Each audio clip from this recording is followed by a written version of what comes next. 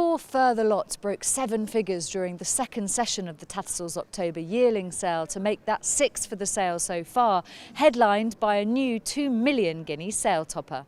It was a colt by FRANKEL out of Lemon Drop kid mare Bizarria that stole the spotlight on day 2 when selling to MV Magnier in partnership with Peter Brandt's White Birch Farm for the record price. The colt out of a sister to 3-time Group 1 and Classic winning filly Starcatcher and Grade 1 Canadian International Stakes winner Canic Chase was sold by Anthony Oppenheimer's Hascombe and Valiant Stud, who made the difficult decision to sell all of their colts this year. Suddenly I got 18 colts and I never normally get more than 6 to 8. And so I thought, well, I'll sell all the lots, the whole lot, and nobody will think I'm keeping anything back. And it seems to work like magic. We're over the moon. I don't know, it's actually a perfect model for FRANKEL. I mean, some of the FRANKELs are very big or very small. This was the exact model. I doubt we'll get one another like him on the stud, but we'll try.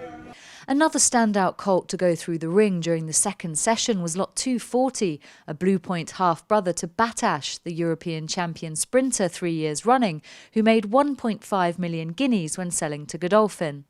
The colt out of Anna Law by Godolphin's exciting first season stallion and sire of the weekend's Prix Jean-Luc Lagardère winner Rossalion was bred and sold by Paul McCartan's Ballyphilip stud. Fabulous colt, Gina. I've kind of said to a couple of people that I think he's the nicest horse I actually ever had through my hands. Between working for other people and ourselves in Ballyphilip, myself and Brie in Ballyphilip. And he wasn't always like that, he kind of, he was good, kind of a big, strong foal in that. But he just kind of blossomed into a very, very nice model physically and also mentally. I thought early on he was going to be a little bit like Batash, a bit quirky, but he matured out of that and he took the prep very well and he took the sales very well. Wootton Bassett's stock continues to rise, with this crop of yearlings the first conceived under the Coolmore banner, and it was a colt by the sire that attracted the attention of MV Magnier and White Birch Farm, knocked down late in the day to the purchasing duo for 1.25 million guineas.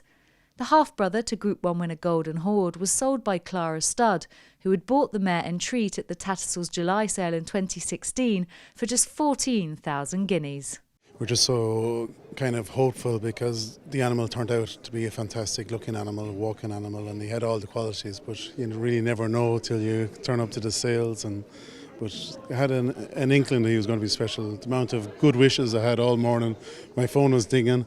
I was hoping it was going to be veterinary reports, but it was just a lot of friends wishing the best of luck, so it was a really nice thing. Ballylynch Stud's flagship stallion Lope de Vega ended the second session as one of the top 3 leading sires by aggregate, and the operation sold the most expensive one of the sales so far when a colt out of listed winner Bella Estrella was knocked down for 1.1 million guineas. Hailing from the family of the 1,000 guineas winner Just the Judge, the offering was secured by Nurlan Bizakov's Sumbe stallion operation, the home of young sires Mishrif and Golden Horde, with hopes to source yet more potential stallions at this premier sale.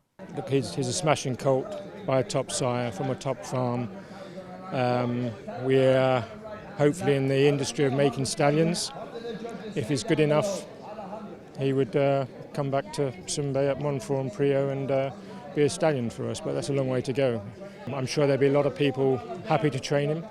It's whether we decide to take him to France or England, but that will be up for discussion over the next day or two.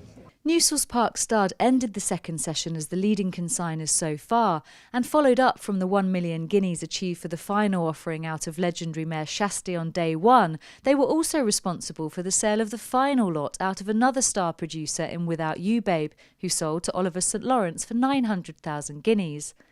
The son of Kingman and half-brother to 2018 St James's Palace Stakes winner Without Parole was bought on behalf of Forzy Nas and was a poignant success for the colt's owner breeders John and Tanya Gunter. This Kingman colt, we loved him. He's the last foal out of the mare, so it's a mixed feelings always. You like people to like them, to love them enough to pay good money for them, but it's also just really sad to see the last one go. So the mare was just a very sweet mare as well, so it's a bit emotional, yeah. I genuinely thought it was as nice a colt as there was here, certainly today, if not the whole sale. And I said to Sheikh Nasser that we ought to give him a good kick. And he fell roughly where I thought he would.